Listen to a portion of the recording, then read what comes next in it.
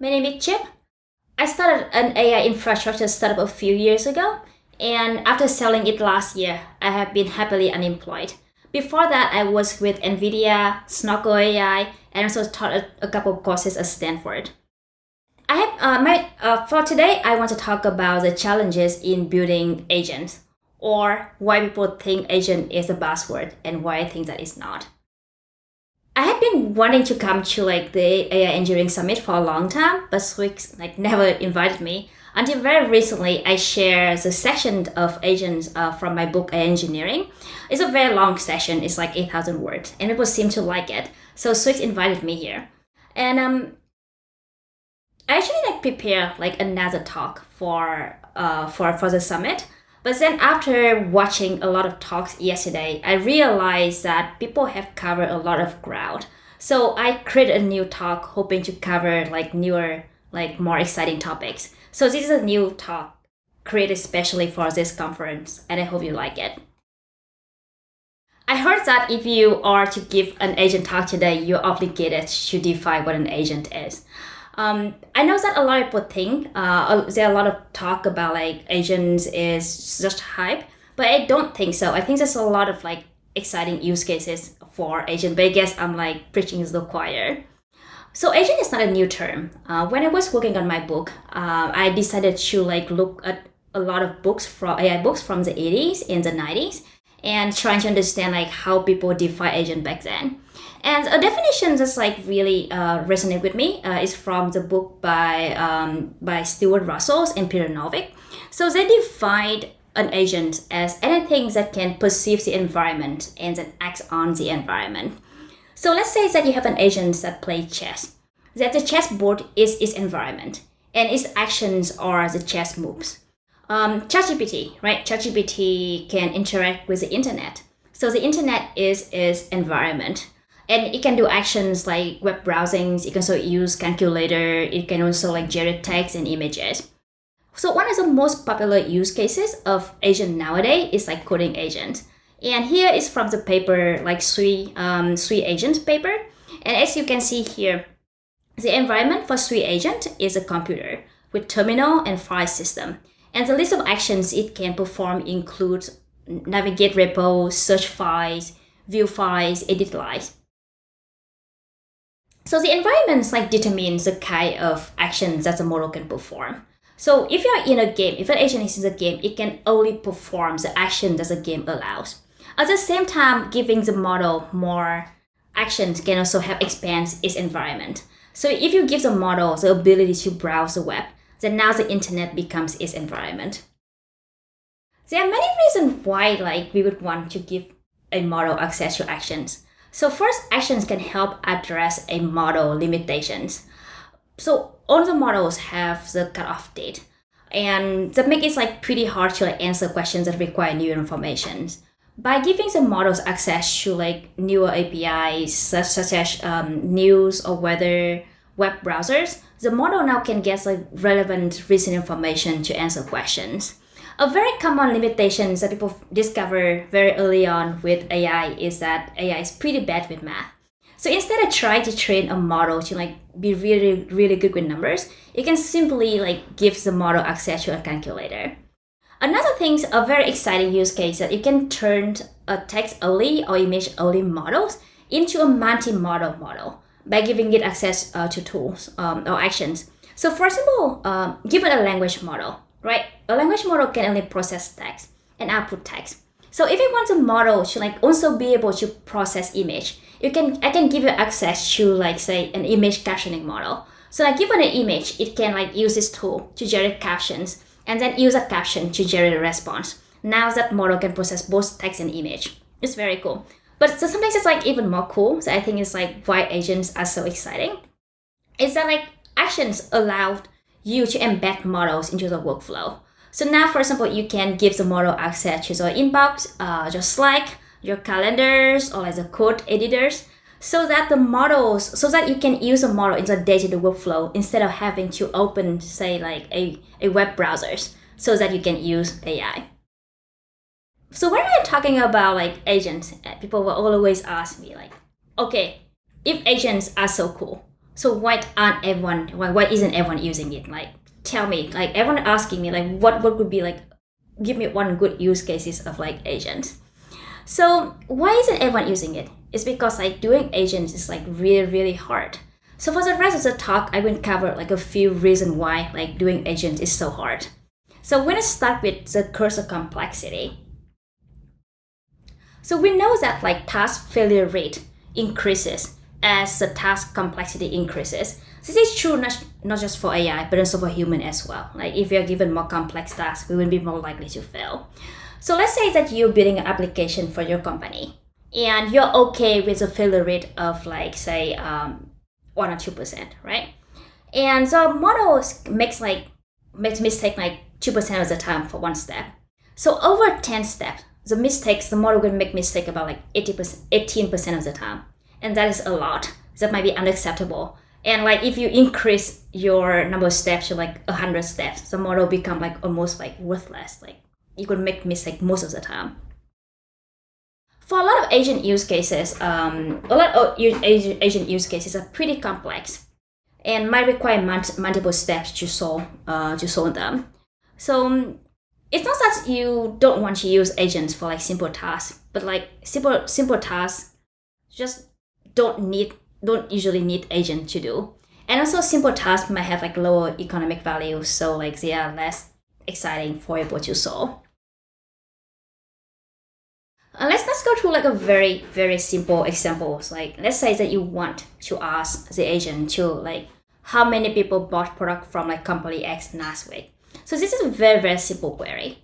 But the agent might need to break it down in several steps. Like it might first get the product list of the company X, and then for each product in this list, it will want to get the number of like order from like last week.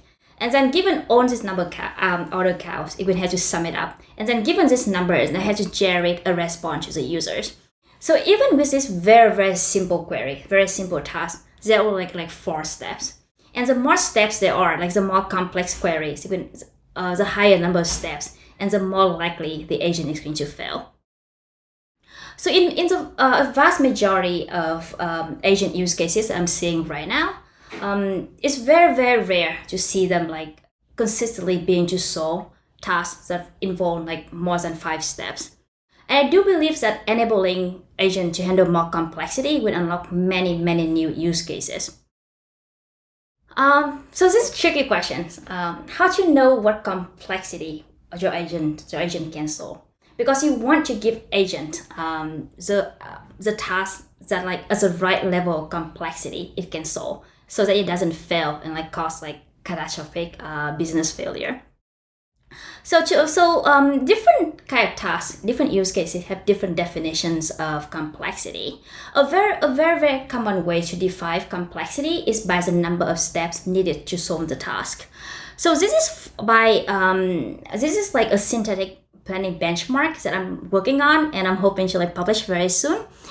So I use synthetic data set, synthetic benchmark, because it allows me to like control the level of complexity to study a model behavior. So now I can ask the model like generate like tasks that require like 5 steps to solve. So with that, so in my benchmark, most models don't perform quite well. Like most models can only solve tasks like that have at most like 5 that require at most 5 steps, and after 10 steps, most models fail. And this is like consistent with another study that I have seen. It's an older study now. It was from like 2021. So it's in coding. So the actual pass rates for the task for models must have increased a lot by now. However, the learning, the insight is still like I think still very relevant. So in this paper, they try to construct like different doctrines, and then they ask the model, the agent, the model to generate code based on the doctrine. So they count the complexity. They measure complexity of the task based on like how many steps needed in the doctrine. So for example, like for this task, like first you want to you ask the model to write code to convert the string into lowercase, and then you ask the model to write code to remove half of the characters in the string. So like this are considered like 2 building blocks or like 2 steps in the doctoring. And they found out the same result, like as I did, is that the success rate, the pass rate, like decrease rapidly as the number of steps increase. But the good news is that like with newer models, they are actually getting a lot better with planning. So here in the same result, you can see this, like here's this 3 very nice curve. They come from a DeepSeek R1, Gemini 2.0 Flash Thinking, and O1 Preview. I didn't test on like O1 and O3 because I didn't have access to this model when I run this test. And you can see this, like the curves are being pushing upward. Like the newer models are able to solve like tasks with more complexity. And I do believe that this is gonna increase over time, allowing us to like using agents for more practical, complex real-world tasks. So here's another result from my benchmark. So as you can see here, it shows the number of tasks that each model was able to solve. And in overall, you can see that like there's a pretty big difference between like newer reasoning models such as O1 Preview, DeepSeek R1, and Gemini Flash Thinking, and non-reasoning models such as like Sonnet 3.5, Gemini 2.0 Pro, or like GPT-4o.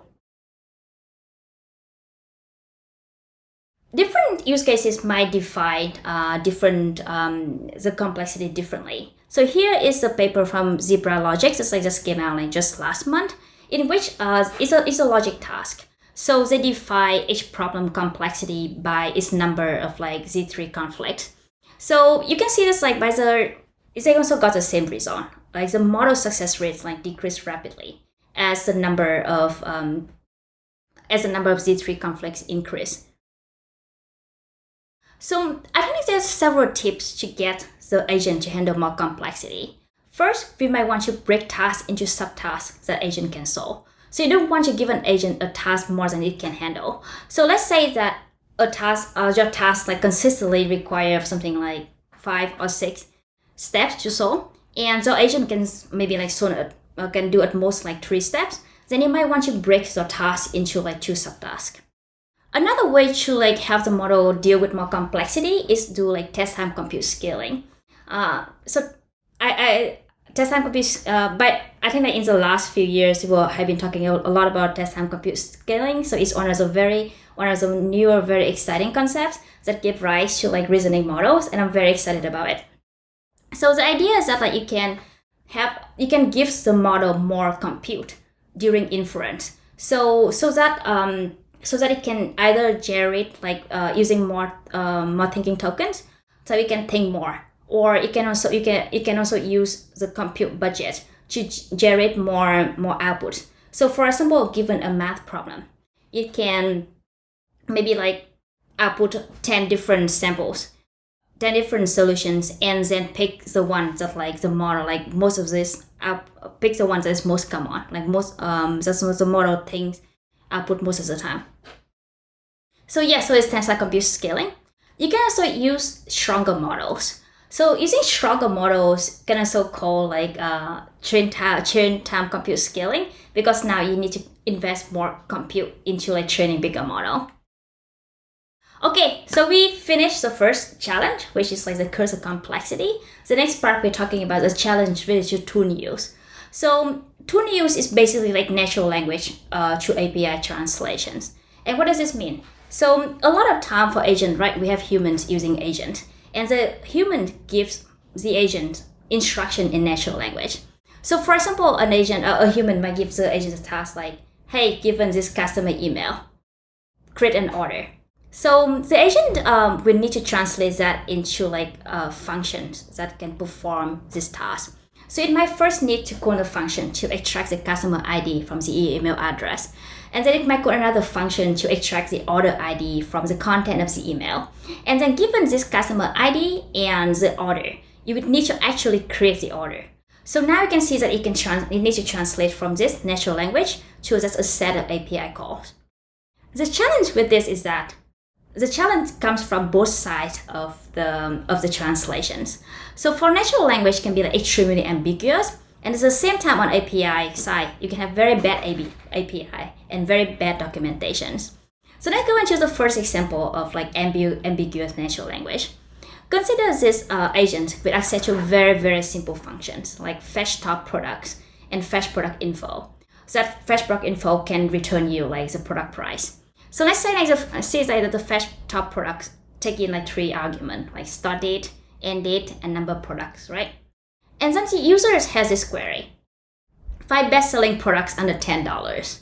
So now the agent will know that it need to call the fetch top products. But what would the start date be? What would the number of product be? Like how many products should it query? And what start date, what end date should it be? Like would it be like from like, does the user want best-selling products from like yesterday, from last week, or from last month? So this is very ambiguous.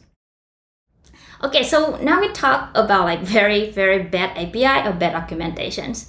In my coding career, I have been like pretty like fortunate or unfortunate to have seen like really, really, really bad comments. So as an engineer myself, I know that like people don't usually like writing documentations, and if you can't explain the function to the to the agent, it's gonna be really, really hard for the agent to know how to use this right. So I do think that's like when you give an agent like access to a tool, you will need to provide necessary documentation. As at least you need to explain like what the function does, what parameters it take in, like what is the type of the parameter, what does the parameters stand for. You also need to show like different error codes for the functions, and also like expected like returned values. And the more details, the better. And that's not all. Because like with error code, right, you don't just want like, okay, this model returns this error like stat 99. Like it doesn't mean much for the model. You might want to like explain to the agent like, okay, this error is usually caused by this. And if you encounter this error, maybe that is how you should address it. And one company told me that like one of the biggest improvement they got for their agents is after they explained and add to the documentations like how to interpret return values of the functions. So let's say that the function like returns the value of like 1. Like what does that mean? So if you help the model interpret the result, the agent can actually be able to perform like code the functions like a lot better, and then be able to plan a lot better. Another very important thing to think about is that like tool use for agents can be like counterintuitive for us, because humans and AIs like have fundamentally different ways of like using tools. So for example, like humans and AI have different like preference. So humans might prefer working with like visual thing like with GUIs, whereas like AI might work better with like APIs. So like if you ask a human to use Salesforce, they might go to Salesforce website. But if you like assign tasks for AI, it will perform much better, like not having to deal with a lot of visual cue and just like calling the straightforward API instead. And also like humans and AI operate in a different way. Like humans, like at least for me, I find impossible to perform multiple tasks at once. So I could perform like different steps like sequentially, whereas AI can perform tasks in like parallel. So first of all, if you need agent to perform like to browse, if you need to like browse 100 websites, it could be like very, very boring for humans. Like I did that for my book. Like I browsed like thousands of websites, but it was not fun at all. However, for AI, like browsing 100 of websites or like 1,000 of websites is extremely easy. You can just send out like open like query like this 1,000 of websites and get back the summaries, and it's pretty straightforward. So that is actually a challenge for like training or creating examples for the models to do planning or tool use, because given a task, what the human annotator does might not be optimal for AI. So that's the reason why like reinforcement learning is so exciting, because with supervised fine tuning, like you are teaching AI to like clone human behaviors, which might not be optimal for AI. Whereas with reinforcement learning, like you let the model figure it out, like we try and error, and you might find ways to do it that is optimal for AI. So there are several tips like how to make agent better at tool use. So the first is that you should create like very, very good documentations. Like with everything, not just the function descriptions, parameters, but like arrow, like return values, like we just talked about. You should also like give agents like very narrow and well-defined functions. So I just got up with a friend working for a very big company. I wouldn't say the name, but if you say the search engine, you probably know what it is. And he was saying that like for their use cases, they give their agents like only 3 or 4 very narrow and small, well-defined tools. For their agents, for their tasks, like the agents just did not work at all with like more than 5 tools. You should also because of like the ambiguity of natural languages, it can help the models understand the task or the user query better by using techniques like query rewriting or using like intent classifier to help like classify the user intent. You can also like instruct, or you should definitely instruct your agent to ask for clarifications when it's unsure of what users want. So for example, like if user asks like 5 best-selling products until like under $10, you can like make a random guess like to fetch product from yesterday or from last year. Or you can also like ask user like, hey, do you want top product, best-selling products from yesterday or from last week? You can also, one pretty exciting or interesting direction I'm seeing is that like a lot of companies are building specialized action models for specific types of queries and APIs.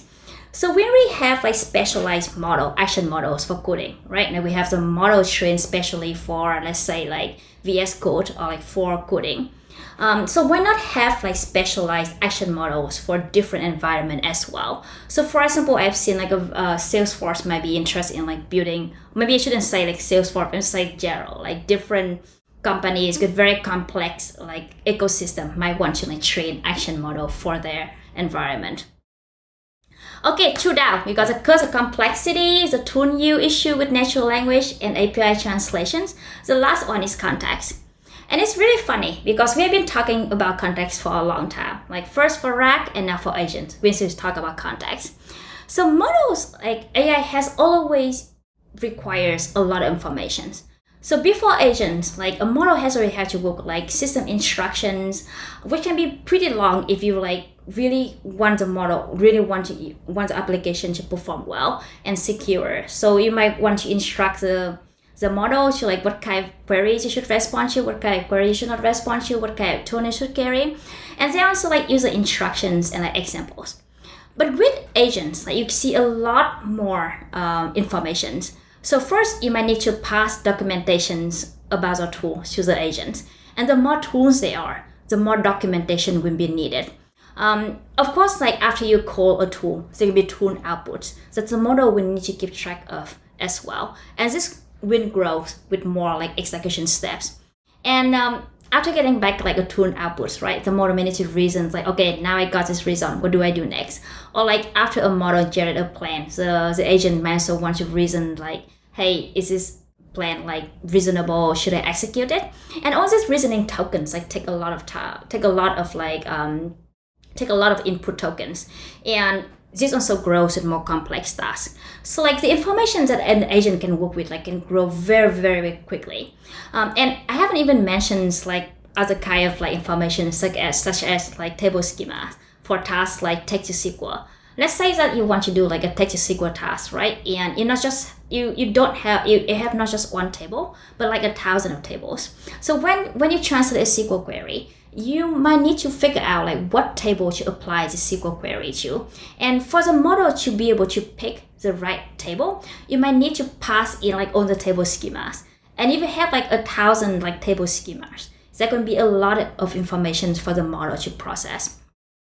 So one thing that like I have experienced like when I was working with agents that I would love to have more research on is like how to make a model that works well with both planning and long context. Because in my experience, like the models that are good with planning are not necessarily the models that work with long context. And the reason is that like plannings are like reasoning, usually like require a lot of reasonings. Like it requires generate a lot of thinking of reasoning tokens. So this kind of task are like output heavy, whereas for long context it's like input heavy. And I have in my benchmark, my personal benchmark, I've seen this like models that perform well on my long context benchmarks don't perform as well on the planning benchmark and vice versa. So we talk about like an agent like has to deal with a lot of information, and that information might not fit inside a model's like efficient context. So I want to highlight the word like efficient here, because a model might have very long context, but then it might not use that context like efficiently. So like a model might be able to fit in like 1 million tokens, but like if you give it anything more than like 30,000 tokens, it might get really, really, really funky and like hallucinate all the time. So at least in my personal experience, I have like so I've like done a lot of like benchmarks evaluations just to see like at what point of my documentation does the model start like hallucinate and making up things. So like if you can't fit all your information into the model context, or like efficient context, you might need to realize on like other form of like information persistence or information storage. So context, you can think of it as like a short-term memory. Like you should use this for like it should be used to store information relevant to the task at hand. And then you can also supplement it with like long-term memory, for example, like external databases or storage. And it's very common with use case like RAG, right? Like, so if you connect a model to your external databases, then you're connecting it to like long-term memory. So it can also like, in the case of agent, right? You can't like store less immediately relevant informations in like external file. So let's say that your task requires like 10 steps. So maybe and the output from this only 10 steps like don't quite fit into the context. So you might want to store the output of the first few steps into external file and only retrieve the output like when necessary. And of course, like there's also like, so we have short-term memory, long-term memory, and another level of like memory system is internal knowledge, which is like the knowledge that the model already has. So if you have some information that models like that is essential for like the model to perform like multiple tasks, you might want to include that in the training data and fine-tune the model on it, so that the model can just use it as part of internal knowledge instead of like having to waste like context tokens. Okay, so that is pretty much for today. So I think we talked about like what is an agent, different challenges to building agents, including trying to like get the model to handle the task of right complexity. And we talk about tips like how to make the model handle more complexity. We talk about two new challenges of like how to translate between natural language and API. And we talk about like how to get models to like handle longer context with like a memory system. So thank you so much, everyone. I do have a website, and if you have any questions or if you want to talk about the agent planning benchmark I'm working on, feel free to reach out. Bye.